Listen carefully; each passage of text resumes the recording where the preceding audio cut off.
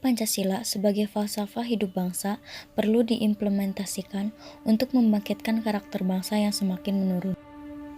Pancasila merupakan refleksi kritis dan rasional sebagai dasar negara dan kenyataan budaya bangsa dengan tujuan untuk mendapatkan pokok-pokok pengertiannya secara mendasar dan menyeluruh. Pancasila sebagai ideologi, baik dalam pengertian ideologi negara atau ideologi bangsa, masih dipertahankan. Namun, seiring kesalahan tafsir bahwa Pancasila dipergunakan untuk memperkuat otoritarianisme negara. Salah satu ciri kekuasaan yang otoriter dimanapun adalah selalu menganggap ideologi sebagai maha penting yang berhubungan erat dengan stabilitas atau kohesi sosial. Bagaimanapun, sejarah telah membuktikan bahwa nilai material Pancasila merupakan sumber kekuatan bagi perjuangan bangsa Indonesia. Nilai-nilai Pancasila merupakan pengikat sekaligus pendorong dalam usaha menegakkan dan memperjuangkan kemerdekaan sehingga menjadi bukti bahwa Pancasila sesuai dengan kepribadian dan keinginan bangsa Indonesia.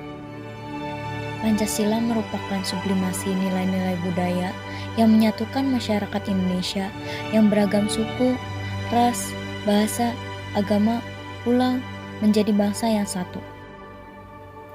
Nilai-nilai yang terkandung di dalam Pancasila merupakan jiwa kepribadian dan pandangan hidup masyarakat di wilayah Nusantara sejak dahulu.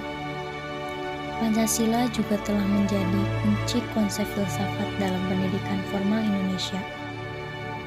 Tanpa pengertian yang jelas dan tepat terhadap Pancasila, tidak mungkin dapat mengerti pendidikan nasional di Indonesia. Dalam pendidikan moral, Pancasila dipahami sebagai the unity of various values atau kesatuan dari berbagai nilai. Oleh karena itu, wajar jika pendidikan moral Pancasila lahir sebagai tujuan untuk mewariskan dan memajukan jiwa Pancasila di antara sesama generasi muda.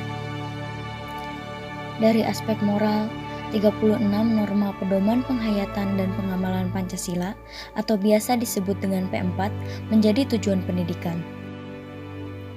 Sila pertama, ketuhanan yang Maha Esa berdasarkan toleransi beragama, tujuannya adalah untuk belajar sikap toleran dan murah hati terhadap penganut agama yang berbeda.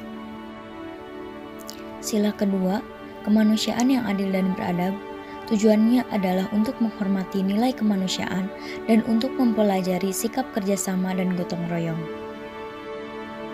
Sila ketiga, persatuan Indonesia bertujuan menumbuhkan kecintaan bangsa dan rakyat Indonesia berdasarkan cita-cita nasional, yaitu persatuan dalam kebinekaan. Untuk demokrasi, sila keempat, kerakyatan yang dipimpin oleh hikmat kebijaksanaan dalam permusyawaratan perwakilan, tujuannya adalah untuk memahami dan menjalankan demokrasi berpedoman pada prinsip musyawarah dan kesepakatan dengan suara bulat. Tujuan sila kelima, keadilan sosial bagi seluruh rakyat Indonesia adalah untuk memperoleh kebajikan, keadilan, ketukunan, hidup hemat, dan sederhana berdasarkan prinsip kekeluargaan dan gotong royong. Jelas sekali bahwa pendidikan moral Pancasila berfungsi sebagai penggerak melalui integrasi bangsa.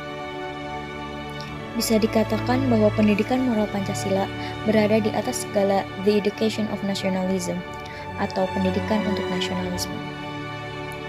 Nilai-nilai Pancasila yang mana merupakan warisan luhur pengalaman bangsa Indonesia dalam dekadensi makna masih memiliki banyak tuntutan revitalisasi.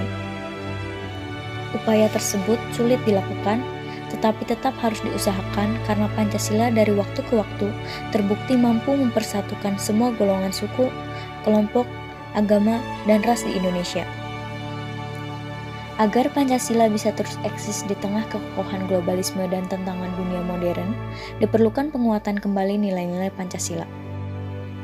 Dengan begitu, tujuan mulia pembentukan warga negara Indonesia menjadi cerdas dan pandai akan tercapai.